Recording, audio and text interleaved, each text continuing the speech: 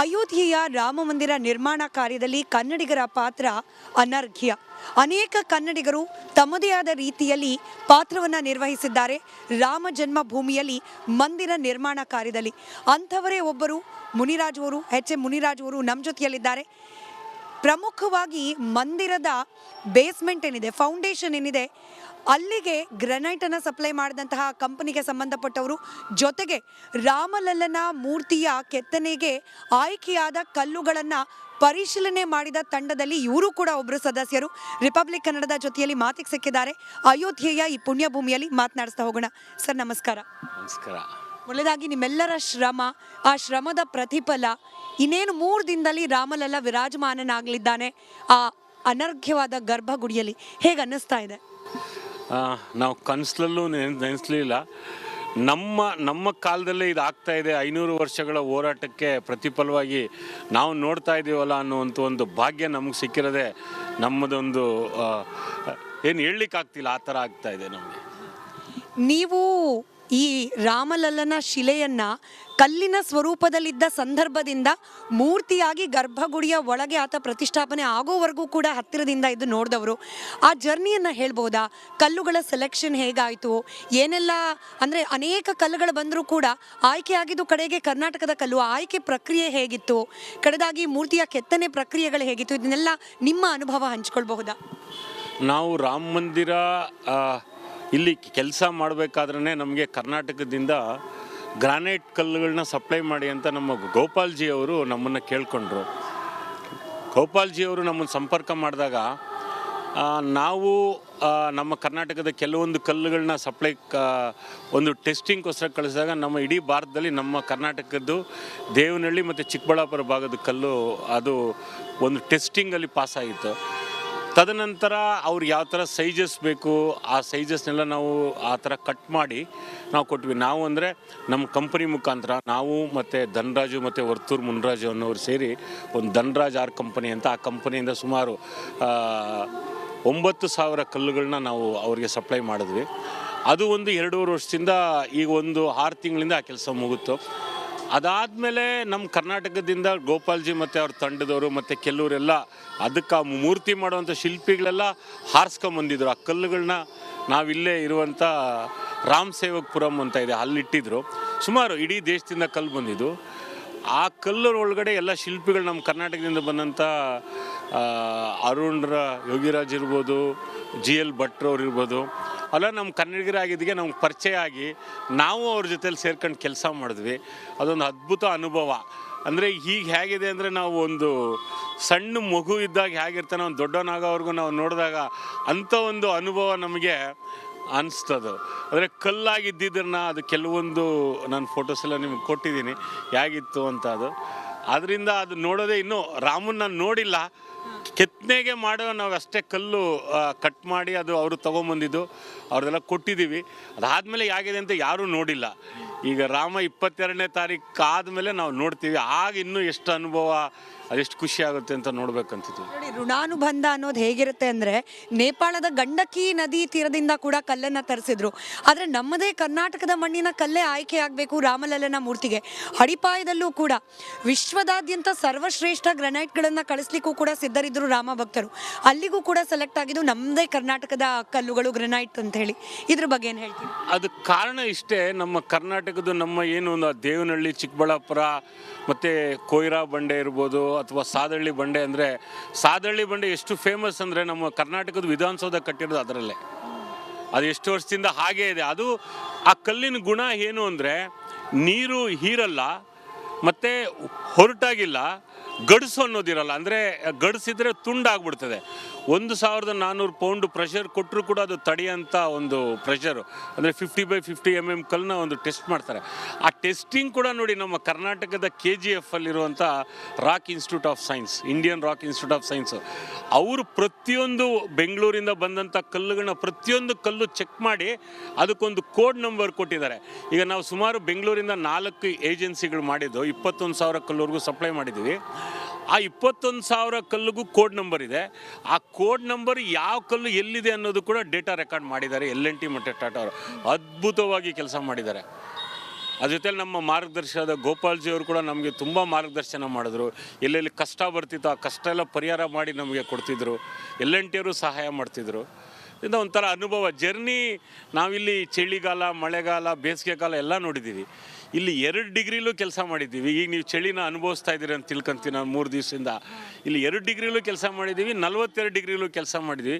ಬಿರುಗಾಳಿ ಬಂದಾಗ ಸಹ ನಾವು ಇಲ್ಲಿದ್ದೀವಿ. ಆ ಒಂದು ಅನುಭವ ಅದ್ಭುತ. ಹೇಳಿ ಅರಳಿಸಿಗೆ ನಮ್ಮ ಪದನೇ ಬರ್ತಿಲ್ಲ ನನಗೆ. ನೀವು ಮೊದಲ ದಿನ ಅಯೋಧ್ಯೆಗೆ ಅಂತ ಬಂದಾಗ ಆ ಸಂದರ್ಭಕ್ಕೂ ಈಗಿನ ಅಯೋಧ್ಯೆಗೂ ಮಂದಿರ ಮಾತ್ರ ಅಲ್ಲ, ಇಡೀ ಊರೇ ಬದಲಾಗಿದೆ. ಹೇಗೆ ಅನ್ನಿಸ್ತಾ ಇದೆ ಬದಲಾವಣೆ? ನಾನು 2021 ಆಗಸ್ಟಲ್ಲಿ ನಮ್ಮ ತಂಡ, ನಾವು ಶ್ರೀನಾಥ್ ಅವರು, ಧನ್ರಾಜು, ಮುನ್ರಾಜ್ ಅವರು ಮತ್ತು ಇಡೀ ತಂಡ ಬಂದಿದ್ವಿ. ನಾವು ಫಸ್ಟ್ ಟೈಮ್ 2021 ನನಗೆ ಇನ್ನೂ ಚೆನ್ನಾಗಿ ಜ್ಞಾಪಕ ಇದೆ. 19ನೇ ಆಗಸ್ಟ್ ನಾವು ಫಸ್ಟು ಅಯೋಧ್ಯೆಗೆ ಕಾಲಿಟ್ರಿ. ಲಕ್ನೋ ಬಂದು ಆವಾಗ ಡೈರೆಕ್ಟ್, ಈಗ ನಾವು ಬ್ಯಾಂಗ್ಳೂರಿಂದ ಫ್ಲೈಟ್ ಇದೆ, ಆಗ ಫ್ಲೈಟೇ ಇರಲಿಲ್ಲ. ನಾವು ಲಕ್ನೋ ಬಂದು ಲಕ್ನೋಯಿಂದ ಕಾರ್ ಮಾಡ್ಕೊಂಡು 3 ಅವರ್ ಜರ್ನಿ ಬರಬೇಕಾಗಿತ್ತು. ಆಗನ ಅಯೋಧ್ಯ ಈಗಿನ ಈಗ ಅಜಗಜಾಂತರ ಆಗಿದೆ. ಆಗೆಲ್ಲ ಸಣ್ಣ ಸಣ್ಣ ರಸ್ತೆಗಳು. ಇಲ್ಲಿನ ಜನಕ್ಕೆ ರಾಮ ಮಂದಿರ ಅಂದರೆ ಒಂದು ಮಂದಿರ ಅಂತಿರ್ತಾ ಇತ್ತು. ಆದರೆ ಇಲ್ಲಿರೋರಿಗೆ ಅದರ ಅನುಭವ ಗೊತ್ತಿಲ್ಲ. ರಾಮ ಮಂದಿರ ಒಂದು ಬರಬೇಕಾದ್ರೆ ಈಗ ಅನಿಸ್ತಿದೆ ಇಲ್ಲಿರೋ ಜನಕ್ಕೆ, ನಾವು ಆಗೇನೋ ತಪ್ಪು ಮಾಡಿದ್ವಿ, ಇದಕ್ಕೆ ಮೊದಲೇ ನಾವು ಇಲ್ಲಿ ಅಭಿವೃದ್ಧಿ ಮಾಡ್ಕೊಬೇಕಾಗಿತ್ತು ಅಂತ ಪ್ರತಿಯೊಬ್ಬರಿಗೂ ಅನಿಸ್ತಿದೆ. ಇಲ್ಲಿನ ಈಗ ನೋಡಿ, ಮತ್ತು ಈಗ ಒಬ್ಬ 100 ರೂಪಾಯಿ ಸಂಪಾದನೆ ಮಾಡ್ತಿದ್ದ ಒಬ್ಬ ಸಮೋಸ ಮಾರೋನಿರ್ಬೋದು, ಒಂದು ತಳ್ಳೋ ಗಾಡಿನಲ್ಲಿ ವ್ಯಾಪಾರ ಮಾಡೋನಿರ್ಬೋದು, ಅಥವಾ ಒಂದು ಇಲ್ಲಿ ಈ ರಿಕ್ಷಾಸ್ ಅಂತ ಬಿಟ್ಟಿದ್ದಾರೆ. ಆ ಈ ರಿಕ್ಷಾದಲ್ಲಿ 200-300 ರೂಪಾಯಿ ಸಂಪಾದನೆ ಮಾಡ್ತಿದ್ದನು ಇವತ್ತು 3 ಅಂಕಿಲ 4 ಅಂಕಿನಲ್ಲಿ ಸಂಪಾದನೆ ಮಾಡ್ತಿದ್ದಾನೆ. ಅದೆಲ್ಲ ನೋಡ್ತಾ ಇದ್ರೆ ನಮ್ಗೆ ಅದೇ ನಾನು ಹೇಳಿದ್ನಲ್ಲಾಗಲೇ, ನಮ್ಮ ಮಗು ಬೆಳೀತಾ ಇದ್ದಾಗ ದೊಡ್ಡವನಾದಾಗ ಹ್ಯಾಕೆ ಖುಷಿ ಆಗುತ್ತೆ. ಆಗ ಅಯೋಧ್ಯ ಈ ಅಭಿವೃದ್ಧಿ ಆಗ್ತಾ ಇರೋದು ನೋಡಿದ್ರೆ ನನಗೆ ತಿಳಿದಾಗೆ ಇದು ಇಡೀ ಪ್ರಪಂಚನೇ ಮೀರಿಸುವಂತಹ ಒಂದು ಶ್ರದ್ಧಾ ಕೇಂದ್ರ ಆಗುತ್ತೆ. ಒಂದು ನಮ್ಮ ಹಿಂದೂಗಳು, ಸನಾತನರಿಗೆ ಮತ್ತು ಬೇರೆ ಎಲ್ಲ ಧರ್ಮದವರು ಪೂಜಿಸುವಂಥ ರಾಮ ಆದರ್ಶ ಪುರುಷ ಆಗಿದ್ದ. ಅದೇ ರೀತಿ ನಮ್ಮ ಭಾರತದ ಧಾರ್ಮಿಕ ರಾಜಧಾನಿ ಆಗೋದ್ರಲ್ಲಿ ಯಾವುದೇ ಸಂಶಯ ಬೇಡ. ಸರ್, ನೀವು ರಾಮ ಮಂದಿರದಕ್ಕೆ ಕೆಲಸ ಮಾಡಿದ ಮಾತ್ರ ಅಲ್ಲ, ರಾಮನನ್ನ ದರ್ಶನ ಮಾಡ್ಲಿಕ್ಕೆ ಬರ್ತಕ್ಕಂಥ ಕನ್ನಡಿಗರಿಗೆ ಊಟ ಕೂಡ ಬಡಿಸ್ತಿದ್ದೀರಿ. ಅಂದರೆ ಸಾಮಾನ್ಯವಾಗಿ ಬೆಂಗಳೂರಿನಿಂದ ಇಲ್ಲಿಗೆ ಬಂದವ್ರಿಗೆ ಅಥವಾ ಕರ್ನಾಟಕದಿಂದ ಬಂದವ್ರಿಗೆ ಊಟ ಅಡ್ಜಸ್ಟ್ ಆಗೋದು ಬಹಳ ಕಷ್ಟ. ಅಂಥದ್ರಲ್ಲಿ ನಿಮ್ಮ ಮಾನಸ ಭವನದಲ್ಲಿರ್ತಕ್ಕಂಥ ದರ್ಶಿನಿ ಎಂಥ ಅದ್ಭುತವಾದ ಕರ್ನಾಟಕದ ಊಟ ಸರ್. ಎಷ್ಟು ಖುಷಿ ಇದೆ ಈ ಕೆಲಸದಲ್ಲಿ. ಅದು ಒಂದು ಪ್ರಾರಂಭ ಆಗಿದೆ, ಒಂದು ಇದತ್ತು. ಯಾಕಂದರೆ ನಾನು ಎಲ್ಲ ಥರಕ್ಕೂ ಊಟಕ್ಕೂ ನಾನು ಅಡ್ಜಸ್ಟ್ ಆಗ್ತಿದ್ದೆ. ಅದು ಇಲ್ಲಿ ಬರುವಂಥ ನಮ್ಮ ಕಾರ್ಯಕರ್ತರು ಬರ್ತಿದ್ರು, ನಮಗೆ ಗೊತ್ತಿರೋರೆಲ್ಲ ಬರ್ತಿದ್ರು. ನಾನು ಅಯೋಧ್ಯೆಯಲ್ಲಿ ಇದ್ದೀನಿ ಅಂತ ಗೊತ್ತಾದ್ಮೇಲೆ ಬಂದರೆ ಇಲ್ಲಿ ಅವ್ರಿಗೊಂದು ಒಳ್ಳೆ ಊಟ ಸಿಗ್ತಿಲ್ಲ. ನಾನು ಸುಮಾರು 2 ವರ್ಷ ಇದೇ ಮಾನಸ್ ಭವನಲ್ಲಿದ್ದೆ. ನಾವಿದ್ದಿದ್ದಲ್ಲೇ ಒಂದು ಸಣ್ಣದಾಗಿ ಒಂದು ರೂಮ್, ಒಂದು ಹಾಲ್ ಖಾಲಿ ಆದಾಗ ಯಾಕೆ ಪ್ರಾರಂಭ ಮಾಡ್ಬೋದು ಅಂತ ಒಂದು ಪ್ರಾರಂಭ ಮಾಡಿದ್ವಿ. ಸುಮ್ಮನೆ ಒಂದು ಪ್ರಾರಂಭ ಮಾಡಿದ್ದೀವಿ. ಅದು ನಿಮ್ಮಂಥವ್ರೀಗ ನೀವು ಹೇಳಿದ್ರಿ, ಇಡೀ ನಮ್ಮ ದಕ್ಷಿಣ ಭಾರತದಿಂದ ಬರ್ತಾರೆ, 5-6 ದಿವಸ ಆಗ್ಬಿಟ್ಟಿರ್ತೈತೆ. ಅವ್ರಿಗೆ ನಮ್ಮ ಊಟ ತಿನ್ಬೇಕು, ಎಲ್ಲೋದ್ರೂ ಅದೊಂದು ಭಾವನೆ ಇದ್ದೇ ಇರ್ತಪ್ಪ. ನಮ್ಮ ಊಟ ಸಿಕ್ಕರೆ ಒಂದು ಖುಷಿನಪ್ಪ. ಈಗ ನಾವೆಲ್ಲೇ ವಿದೇಶಕ್ಕೆ ಹೋದಾಗ ಕನ್ನಡದವ್ರು ಸಿಕ್ಬಿಟ್ರೆ ನಾವು ಮಾತ್ರ ನಮ್ಗೆ ಎಷ್ಟು ಖುಷಿ ಆಗುತ್ತೋ, ಅದೇ ರೀತಿ ನಮ್ಮ ಊಟ ಸಿಕ್ಬಿಟ್ರೆ ಒಂದು ಒಳ್ಳೆ ಇಡ್ಲಿ, ಒಳ್ಳೆ ದೋಸೆ, ಒಳ್ಳೆ ವಡೆ ಸಿಕ್ಬಿಟ್ರೆ ಅಂತ ಅದನ್ನೊಂದು ನನಗೆ ತಲೆಯಲ್ಲಿತ್ತು. ಅದನ್ನ ನೋಡಿ ಮಾಡಿದ್ದೀವಿ. ನೋಡೋಣ ಮುಂದೆ ರಾಮ ಯಾಕೆ ತೊಗೊಂಡು ಹೋಗ್ತಾರೆ ಅಂತ ನೋಡಬೇಕು. ನಿಮಗೆ ಸರ್ ವೈಯಕ್ತಿಕವಾಗಿ ಎಷ್ಟೋ ಕೋಟ್ಯಾಂತರ ಜನರಿಗೆ ರಾಮನಿಗೆ ಏನಾದರೂ ಒಂದು ಸೇವೆ ಸಲ್ಲಿಸಬೇಕು ಅಂತ ಹೇಳಿ ಆಸೆ ಇದೆ. ನಿಮಗೆ ಅವಕಾಶ ಸಿಕ್ಕಿದೆ, ಒಂದು ರೀತಿಯ ಅದೃಷ್ಟ ಸಿಕ್ಕಿದೆ. ನಿಮಗೆ ಎಷ್ಟು ಖುಷಿ ಇದೆ ರಾಮನ ಸೇವೆ ಮಾಡೋ ವಿಚಾರಕ್ಕೆ ಸಂಬಂಧಪಟ್ಟ? ಆ ಖುಷಿ ಹೇಗಂತ ಹೇಳಿದ್ರೆ, ನಾವು ಸಂಘದ ಕಾರ್ಯಕರ್ತರಾಗಿ ಸಂಘದಲ್ಲಿದ್ವಿ. ಹಾಗೆ ಸಂಘದಲ್ಲಿ ಕಾರ್ಯಕರ್ತರಾಗಿ ಬೆಳೀತಾ ಬೆಂಗಳೂರು ಒಂದು ಜವಾಬ್ದಾರಿ ಕೊಟ್ಟಿದ್ದರು ಉತ್ತರ ವಿಭಾಗದ. ಹಾಗೆ ಗೋಪಾಲ್ಜಿ, ಬಸವರಾಜ್ ಮತ್ತು ಸುರೇಶ್ ಜಿ ಎಲ್ಲ ಪರಿಚಯ ಆಗಿ ನಮ್ಗೆ ಹಿಂಗೆ ಜವಾಬ್ದಾರಿಗಳು ಮಾಡ್ತಾಯಿದ್ವಿ. ನಾವೊಂದು ದೇವಸ್ಥಾನ ಕಟ್ತಿದ್ವಿ. ನಾವು ಕಾಚರ್ಕನಹಳ್ಳಿನಲ್ಲಿ 63 ಅಡಿ ಏಕಶಿಲೆ ಬೃಹತ್ ರೂಪಿ ಹನುಮಾನನ ಒಂದು ವಿಗ್ರಹ ಮಾಡ್ತಿದ್ವಿ. ಆಗ ನಮ್ಮ ಗೋಪಾಲ್ಜಿ ಬೆಂಗಳೂರು ಕ್ಷೇತ್ರದಲ್ಲಿದ್ದರು. ಬೆಂಗಳೂರು ಕ್ಷೇತ್ರ ಅಂದರೆ ಆಂಧ್ರ, ಕರ್ನಾಟಕ, ತೆಲಂಗಾಣ. ಮತ್ತು ಅಲ್ಲಿಂದ ಅವರು ಗುಜರಾತ್ಗೆ ಹೋಗಿದ್ದರು, ಗುಜರಾತ್ ಮತ್ತು ಒಂದು ರಾಜಸ್ಥಾನ್ಗೆ. ಮತ್ತು ಅವ್ರನ್ನೇನು ಮಾಡಿದ್ರು, ಅಯೋಧ್ಯೆಗೆ ಅವ್ರನ್ನ ಮಂದಿರ ಉಸ್ತುವಾರಿಕಾದಾಗ ನಮ್ಮ ಗುರುಗಳು ಹೋಗಿದ್ದಾರೆ ಅಂತ ನಾವು ಮತ್ತು ಕಾರ್ಯಕ್ರಮ ನಮ್ಮ ಟ್ರಸ್ಟಿಗಳೆಲ್ಲ, ಯಾಕಂದ್ರೆ ನಮ್ಮದು ದಕ್ಷಿಣ ಅಯೋಧ್ಯ ಅಂತಲ್ಲಿ ಹೆಸರು. ಗೋಪಾಲ್ಜಿನ ಕರೆದು ನಾವು ಅಲ್ಲೊಂದು ಪೂಜೆ ಮಾಡಿ ಅವ್ರಿಗೆ ಬೀಳ್ಕೊಡುಗೆ ಮಾಡಬೇಕಂತ ಮಾಡಿದಾಗ ಆವಾಗ ಗೋಪಾಲ್ಜಿ ನೋಡಿ ಮಾರನೇ ದಿವಸ ಫೋನ್ ಮಾಡಿದ್ರು ನಮಗೆ, ಈ ಥರ ಬೇಕು ಅಂದ. ನನಗೆ ರಾತ್ರಿ ಈಗಲೂ ಜ್ಞಾಪಕ ಇದೆ, ಒಂದು 10:30 ಇರಬೇಕು. ಆಗ ಫೋನ್ ಮಾಡಿದ್ರು. ನಾನು ಕನಸೋ ಅಂತ ತಿಳ್ಕೊಂಡೆ. ಅಯೋಧ್ಯೆಗೆ ಬೇಕು ಅಂತ ಕೇಳಿದಾಗ ಕನಸು. ಆ ಒಂದು ಅನುಭವ ಆಗಿದೆ ನಮಗೆ. ಇನ್ನು ಅನೇಕರು ಇನ್ನು ಕೋರ್ಟ್ನಲ್ಲಿ ತೀರ್ಪು ಬರ್ದೇ ಇದ್ದಾಗ್ಲೇನೆ ಅಯೋಧ್ಯೆಯಲ್ಲಿ ಮಂದಿರ ನಿರ್ಮಾಣ ಮಾಡಬೇಕು ಅಂತ ಹೇಳಿ ಇಟ್ಟಿಗೆಗಳನ್ನ ಕಳ್ಸಕ್ ಪ್ರಾರಂಭ ಮಾಡಿದ್ರು. ಆ ಇಟ್ಟಿಗೆಗಳೆಲ್ಲ ಎಲ್ಲಿ ಹೋಯ್ತು ಈಗ? ಯಾಕಂತಂದ್ರೆ ನಮಗ್ ಸಿಕ್ಕಿರೋ ಮಾಹಿತಿ ಪ್ರಕಾರ ಇಲ್ಲಿ ಯಾವುದೇ ಸಿಮೆಂಟ್ ಬಳಸಿಲ್ಲ, ಸಾಮಾನ್ಯವಾದ ಇಟ್ಟಿಗೆ ಬಳಸಿಲ್ಲ, ಮಂದಿರ ನಿರ್ಮಾಣಕ್ಕೆ ವಿಶಿಷ್ಟವಾದ ಗ್ರಾನೈಟ್ ಅನ್ನ ಬಳಸಲಾಗಿದೆ, ಹಾಗೆ ಪಿಂಕ್ ಸ್ಟೋನ್ ಅನ್ನ ಬಳಸಲಾಗಿದೆ ಅಂತ ಹೇಳಿ. ಹಾಗಾದ್ರೆ ಇಟ್ಟಿಗೆ ಏನಾಗೋಯ್ತು ಅಂತ ಹೇಳಿ ಅನೇಕರಿಗೆ ಪ್ರಶ್ನೆ ಇದೆ.